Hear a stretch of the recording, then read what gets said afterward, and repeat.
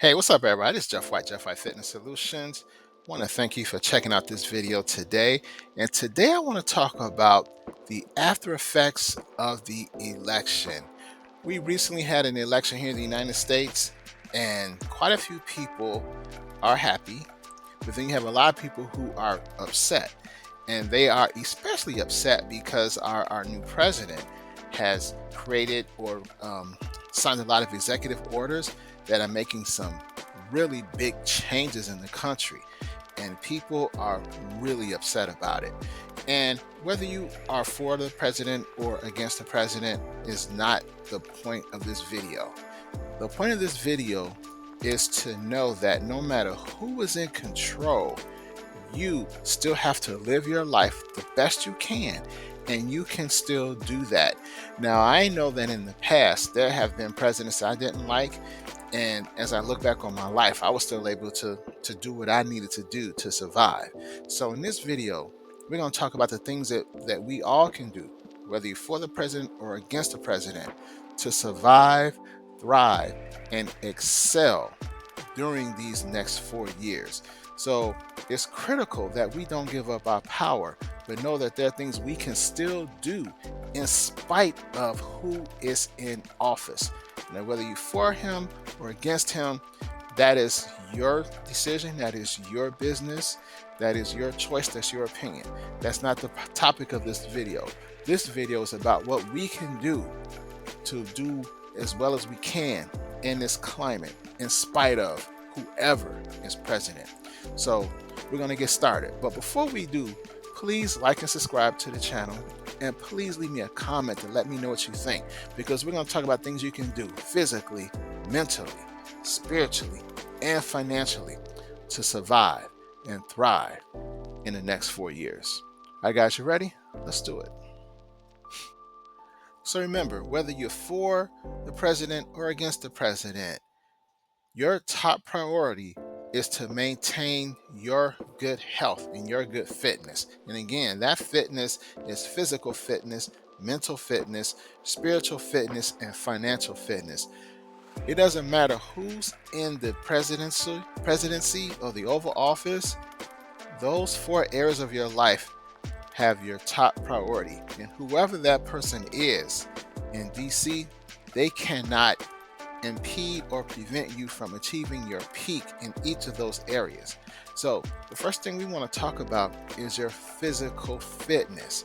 And one of the most important things we can do is to exercise. And here I say exercise 30 to 60 minutes per day. Now, some people may say I can't work out every day, but please remember, walking is a workout. Even a 30-minute walk is considered a workout. Well, it is to me. So even if you can't really get out and do a hard workout, you can go for a nice walk. Even if you don't do anything else, do that, because that is an excellent way to help you maintain good health and to keep your weight in check. And other things you can do, of course, is lifting weights, and other types of cardiovascular exercise, but make sure you do something 30 to 60 minutes per day. All right. So up next we have, you want to get your vitamin D, and you can get your vitamin D just from going outside and going for a walk. All you really need is 15 minutes of sunshine a day, and that'll help your body give it the vitamin D it needs. I think vitamin D is very underrated, and people don't realize how important it is. There are millions and millions of people around the world who are vitamin D deficient and don't realize it. And you may not know this, but a vitamin D deficiency can decrease or weaken your immune system and increase your susceptibility to sickness and illness. So make sure you get that vitamin D. Up next is drinking water. Water is key to your overall health. You want to make sure you drink water because that helps to flush the toxins out of your body. And make sure you drink more water than anything else. Water is essential. It keeps you hydrated, keeps your muscles fluid, and it can really help you maintain your overall health as well. And last but certainly not least, decrease your consumption of processed foods. Now, I know that in a lot of instances it may be difficult to get away from it 100%, but limit your consumption. Make sure you eat more whole foods, eat your fruits and vegetables, but limit the processed foods because there are so many unhealthy ingredients in it. And unfortunately, those ingredients are approved by the FDA. And the funny thing about that is many of those ingredients that are approved by the FDA in our processed foods, they are banned in other countries. Just last week, they banned red dye here in America, but it's been banned over in Europe for maybe 15, 20 years now. So it just shows you that a food that is acceptable today could be labeled harmful tomorrow. So you want to just don't wait on them to tell you something isn't good for you. Stop eating it now, and you'll be glad you did. Okay, so this one is going to be very important for the next 4 years for both sides, whether you're for the president or against him, because we will see so much arguing and bickering going back and forth that it can wear you down mentally. So, one of the most important things we can do is limit our exposure to social media. You got to stop that scrolling, because one thing that they do now is the algorithms will feed you what you look at the most. So if you're looking at negative news, it's going to just keep feeding that to you. About certain topics, you'll just keep seeing that, and so you'll eventually get to the point where you think that everyone is against you or for you, no matter how you do it. And then they also have these bots on these different message boards and things of that nature, and people, they're not even real people, they're bots, and they're just out there just putting out all types of comments, and it can drive you crazy. How many of us have gotten into an argument or a conversation with a bot and don't even know it? So, for your sanity, it may be your best bet to limit your exposure to social media. So, instead of the social media, you want to find some fun hobbies you can do that are outside of the internet. Maybe learn a language, take up a hobby like crossword puzzles, or exercise or working out, or train for a marathon, or something. Anything you can do to get your mind off of what's going on out there, and something that's going to be mentally stimulating and good for you and fun and productive. Consider doing that during this time. Another thing you can do is to keep your mind sharp by trying to learn something new. Now, my thing was over the last several years was I really learned about natural health and holistic healing and things of that nature, and that really helped me. And I got into it by accident because I'm still a ghostwriter, and I worked for this holistic doctor, and to write for him I had to do a lot of research, and I stumbled up on so many amazing and wonderful things I never knew before that really got me excited and invigorated and focused on improving myself. So it's critical you strive to learn something new because it can help you grow as a person. And last but certainly not least, as far as the mental fitness, you want to make sure that you stay positive and you tell yourself positive affirmations daily. And you also want to have positive thoughts. Even when times are tough, we can always think of something positive. And one thing that helps me is I look at life as seasons. You have spring, summer, fall, and winter. And for some people, winter is the darkest days. So I always tell myself, well, I may be going through a tough time right now. I may be going through a rough season or a bad season, but these seasons don't last forever. Eventually, things will get better. I just have to keep going, stay focused and motivated, and eventually, spring will come and it'll be a brand new day, and it'll be a new time for me as well. Okay, so I want to talk about something that's gotten a lot of people upset and it's dividing a lot of people, and that is the diversity program. Some people are for it and some people are against it. And the people who are for it are really upset that it is being canceled.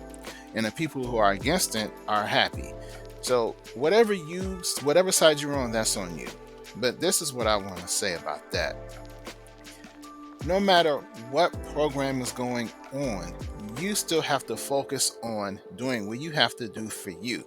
So for those who wanted the program and feel this is going to ruin their opportunity to get those jobs and things of that nature, get their foot in the door, don't get mad, get even. Tell yourself that you cannot rely on the government to help you. You have to learn how to do things for self. And this is just one example. And even for those who were in favor of the program, not the program, or who were opposed to the program, you still have to be aware that there could be a program in your future that you like that could get repealed, because the president will be gone in 4 years, and in the next 4 years, or at that next presidency, they could do something. They could have some executive orders that they sign that go against you. So these things could be temporary, so you never know. But in the meantime, you still have to focus on doing what you have to do, so you're not relying on that program. So me personally, I say, instead of worrying about it and getting upset, take matters into your own hands. So in a case like this, you want to start maybe looking at creating your own business. What choice do you have in this matter? If the government is not there for you, you have to do what you have to do to survive. And that's where that mental toughness comes in. You have to tell yourself, okay, this program that I thought really could help me, they took it away. So now what do I do? You can't sit and cry, because life still goes on. You have to get to the point that no matter what the government does, you can still excel. So it's critical that even if a program that you like goes against you, you still have the ability and the courage and the desire and the knowledge to do what you have to do to survive. And in a case like this diversity program, create your own job, create your own business, create your own company. Other people have done it before you. This diversity program is a relatively new program. It wasn't here 20, 30, 40, 50 years ago, and people still did what they had to do to survive. So if they can do it, why can't you do it? And so now I want to talk about this second issue here, and that is in Florida and in other states around the country, there have been talks of eliminating or reducing some educational curriculums. And in this case, Black history is under fire, and many people are upset about that, especially people of color.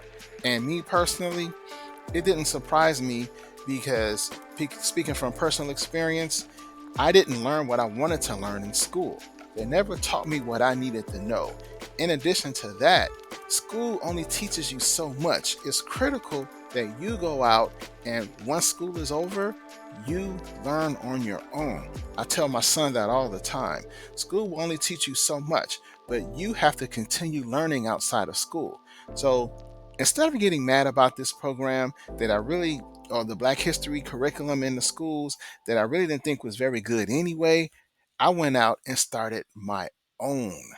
I started writing my own books. And this is one here.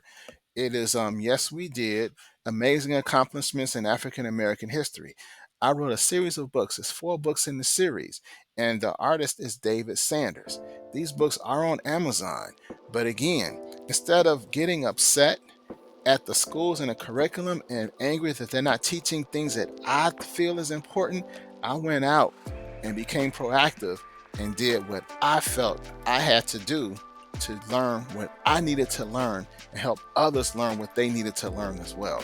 So instead of relying on the government, again, focus on what you can do. So if they don't do what you want them to do, it's okay. You still are in control, and you still can get done what you need done. That's that mental toughness to not have to rely on others to do what you think is right. Now, let me clarify something too. Yes, I do say don't rely on the government. However, That does not mean you can't hold that feet to the fire. That does not mean you can't voice your opinion. And that does not mean that you can't use your voice to make change that you deem necessary. My point is, while you making that change and while you're speaking your thoughts and letting your voice be heard, you still have to do what you need to do to make sure that you are okay, that you and your family are doing well. So it's critical that yes, you speak your mind and you let your voice be heard, but don't let that be your only action. Do what you need to do to survive. Don't, and again, do not wait on them to make the change that you demand they make. It could be years before that happens. In the meantime, you better keep doing what you need to do to stay productive and make your life better. So, with that said, let's go on to financial fitness. And the first thing you want to do is stop relying on one paycheck. This is critical. No matter what's going on in the world, you have to stop relying on that one paycheck, because one thing that's going on right now that we are seeing is inflation is out of control, and taxes are going up in a lot of different places, and many people are relying on that one paycheck to pay all their bills. I don't care who is in office, whether you're for that person or against them, you got to get out of that mindset. You have to get out of that mindset. And that means you want to start working on creating multiple streams of income and multiple streams of passive income. This is going to be critical for surviving what's coming in the future. And again, even though this person is in office, and if you notice, I don't really say his name because I don't know how the algorithms are. They're going to try to block it or whatever, so I don't even say his name. So no matter who's in office, you got to remember something. We have a $36 trillion deficit, and that is only going to increase. That increase is going to make your cost of living even higher and make your life harder as well. So it's critical that no matter who's in office, you work on creating that multiple streams of income and passive income. The next thing you want to do is you want to have a strategy to buy assets and pass those assets down to future generations. Now, these assets can be a variety of things. They can be houses, they can be rental property, they can be gold and silver, they can be businesses, they can be crypto, whatever you feel is a viable asset that you can afford, that you can maintain and keep. Get it, accumulate it, and pass it down to future generations. There's one thing that can really help overcome any political party, any political climate, anything, and that is having money and assets. There's a reason the ultra wealthy have businesses and land, because those things can be passed down from generation to generation, and land especially will always have some type of value. Imagine having a home and it's paid for, and you can just pass it down generation to generation. And for as far as property taxes and things of that nature, you all come together and pay them taxes, and boom, you still have a house, you still have a roof over your head when times are tough. So this is going to be very important. And again, this goes back to the multiple streams of income and passive income. If you have a business or something you can pass down to generations, that's money that can be kept in the family to keep the family afloat during any type of political climate or turmoil. So now, with this mindset of the financial fitness, you are becoming self-reliant and self-sufficient. So no matter what they throw at you, you're able to handle it. If your taxes go up, you know what? You have the money to cover it. And speaking of taxes, that being self-sufficient also means understanding different tax laws and how they benefit certain people. You want to learn all these different things and increase your financial knowledge so you are able to maintain a good quality standard of living no matter who is in office. And then last but certainly not least,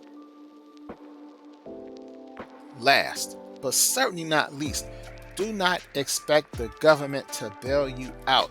Now, this is important even for people who are happy that a certain person is in office. How many people have voted for someone and then turn around and be disappointed that that person didn't do what they said they were going to do? That has happened in practically every presidential election. People were happy and voted for a person, and then they look up and like, man, they didn't even help me. They didn't do anything to help me. And so now they're mad. Well, that's totally understandable. But again, you can't rely on the government to help you or bail you out or even support you. Sometimes they will say things to get elected, but they either have no intention on doing what they said they're going to do, or they don't have the backing by Congress to do what they said they were going to do. So no matter who's in office, you have to be self-sufficient. Okay, so now this one is probably the most important, and it's also the least utilized or most neglected, and that is our spiritual fitness. And it is critical that we strive to have inner peace. There's so much chaos and turmoil in the world right now that we must work on having that inner peace. It is like an armor that can protect us from all the negativity and spiritual warfare that's going around. Now, that could be spiritual warfare, religious warfare, either way you want to look at it. Now, there are some people who follow me watching this video who are Christians, some are Muslims, some can be, Buddhist, Hindu, whatever. Whatever you are, we all have the same thing in common, and we have that spiritual base, that spirituality. That is going to be key. So no matter what religious faith you practice, we all have that spirituality that helps keep us all grounded and unified as one. And that one is the human race. So it's critical you work on having that inner peace to protect you from all the chaos and mayhem that we are surrounded by, which ties in to the mental, where you get off the social media and get away from all that negativity, because that negativity can consume you. So it's critical not only do you stay away from it, but you strengthen yourself on the inside spiritually so you can handle it as well. Next thing you want to do is you want to become optimistic. It's so easy to be negative and pessimistic in this day and age because you look up and that's all you see around you is negativity. Well, I can promise you, I can assure you, not everyone is negative. There are plenty of people out there who are striving to do better and are not letting all the negative emotions and energies that you see in the world consume them. I'm one of them. I am an optimist. I'm a realist because I see what's going on and I accept it as it is, but I'm also an optimist that know that I fully believe things will get better, things can get better because I have that faith and that strong belief that it can get better. I'm a Christian, by the way, and so I do believe in my Lord and Savior Jesus Christ, and that is where I get my religious beliefs from, but I have a strong spiritual base as well. And you got to have that faith, in my opinion. You got to have that belief, and you got to believe in a higher power. I believe that is very important. A lot of people say we're in the end times. I will leave that up to you. But you have to have that faith that someone or something is in control. I believe God is in control, and God will help us see through these difficult times. Now, that is just my belief, but I think it's critical that you have that belief that we can overcome, and having a belief in a higher power can help you get through these crazy times as well. And last but certainly not least, don't be alone. Don't think you are alone. As I said before, I'm a firm believer in spiritual fitness and things will get better. It's critical you find other people who have that same positive mindset as you, because if you surround yourself with negative people, they will bring you down like an anchor. Find people who will uplift you, keep you motivated, and have you help you believe that things will get better. Because the more like-minded people you are around, the more positive people you are around who have that positive energy, that can help you overcome these difficult times as well. All right, guys, we're at the end of the video, and I want to thank you for sticking this out. And remember, please like, share, and subscribe. I really need some subscribers. I'm trying to get to 1,000 subscribers. So thank you for checking this out. Let me know what you guys think. And again, the theme is no matter who is in office, you still must work on becoming the best person you can be physically, mentally, spiritually, and financially. And here on this page, I'm showing some of my books that I kind of talked about briefly. The Black History books there, as you can see. That's the Yes We Did series featuring the art of David Sanders. And my book, The Three Pillars of Strength, Increasing Your Physical, Mental, and Spiritual Fitness. All my books are on Amazon. I've written 11 total. But these are just a few that I'm highlighting here. So remember, no matter who's in office, you have to work on yourself. And yes, you can voice your opinion. Yes, you can speak out and do what you can to create change in society. But at the end of the day, your health, your physical, mental, spiritual, and financial health comes first. Do everything you can to work on that and do not wait on anyone else to do it for you. All right, guys. So thanks for watching. Thanks for checking this out. Let me know what you think and we will talk soon. All right, take care, guys. Peace.